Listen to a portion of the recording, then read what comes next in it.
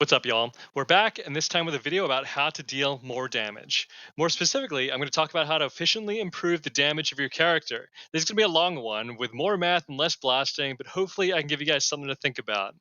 The too long didn't watch of it is there are countless different multipliers for your damage, and it costs a lot less to invest a small amount into each of them rather than a large amount into just one of them.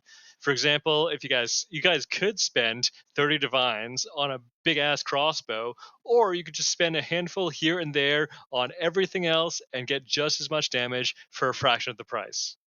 So what I really want to do is share my view on how damage works and how I try to min-max my damage. I've had quite a few people ask me how to increase their damage, and a lot of the time it's something simple they've been missing. So I wanted to make a video not only to help everyone out who's struggling with their damage, but also create an interesting watch for somebody min-maxing their damage in any character, not only in PoE 2, but PoE 1 and any other ARPG. So, I'll try to keep it quick. There are many different ways to scale your damage, and each of these ways are multiplicative with each other. So, you might have plenty of one damage type, but none of another, and that's what's killing your damage.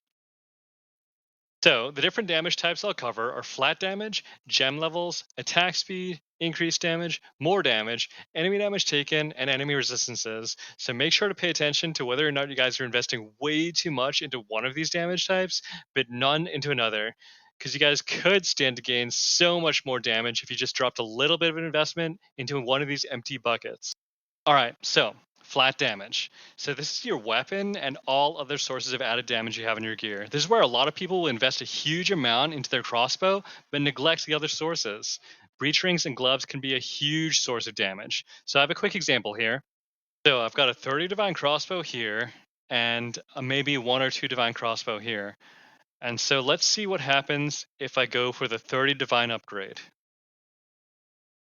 I go from 5.2k to about 6.9k, so that's more than 30% damage.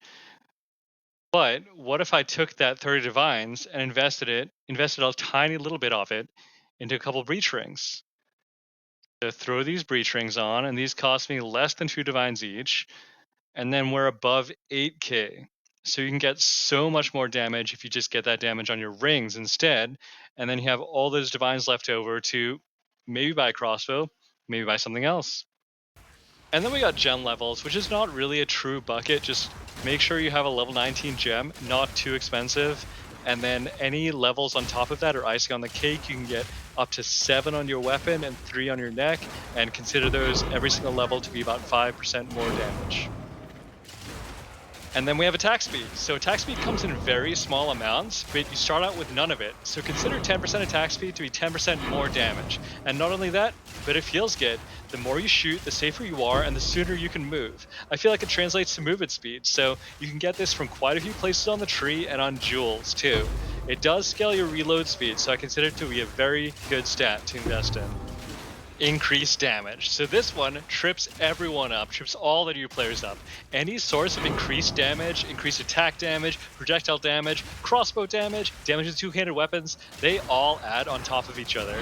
You have hundreds of points of increased damage. This is the bucket with extreme diminishing returns. You might see 10% increased elemental damage and think, oh my god, 10% damage, but it's basically your whole passive tree. So 10% is not nearly as impactful as you or I want it to be when it's coming along with another 400%. So 10% on top of that 400%, really not adding up to that much. And then we have the famous PoE 1 term, more damage. So more damage, these are from your support gems, and they are strict multipliers to the rest of your damage. And so every single one of these, if it says 30% more damage, 35% more damage, 20% more damage, that is a strict multiplier to the rest of your damage. So these are so important. So long shot and far shot and primal armament and heft even are more damage. So you want as many of these as possible. That's why 6-link is so important. And so enemy damage taken. This is not a big focus of my particular build, but it is still extremely important, and it's even more important on other builds such as Stormweaver Spark. And so more damage, this comes from Shock and maybe Mark if you have that node talented on the tree.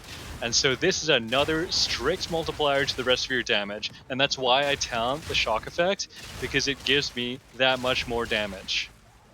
Frazzled, giving me 75% more shock effect, is 14% more shock effect on top of the shock effect I already had. So bringing me from 1.2 to 1.34 times damage is the equivalent of 12% more overall damage for 4 points.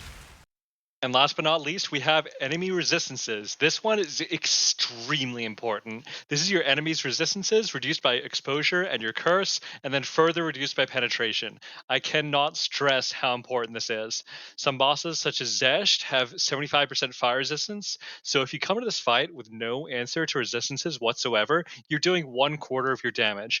But if you were to bring curse, exposure, and penetration, then you're doing literally quadruple damage. You need these. You need an answer to resistances. Keep in mind that penetration does not work below 0. So if you curse and expose to below or near 0, then your penetration won't be doing very much, if anything at all. All right, so let's sum it all up. So you guys could spend everything you got, buy a huge crossbow, 30 divines, or you could go down the list and invest a little bit here and there into every one of the damage multipliers and achieve much, much more damage. All right, class. So let's do a little bit of math to illustrate my point. So let's say you spend everything you have on a crossbow, and that's all you're going to do. So you get 20% more PDPS and plus 4 levels for another 20% damage. So that's 1.2 times 1.2 for 1.44 times damage, or 44% more damage. Pretty good, right?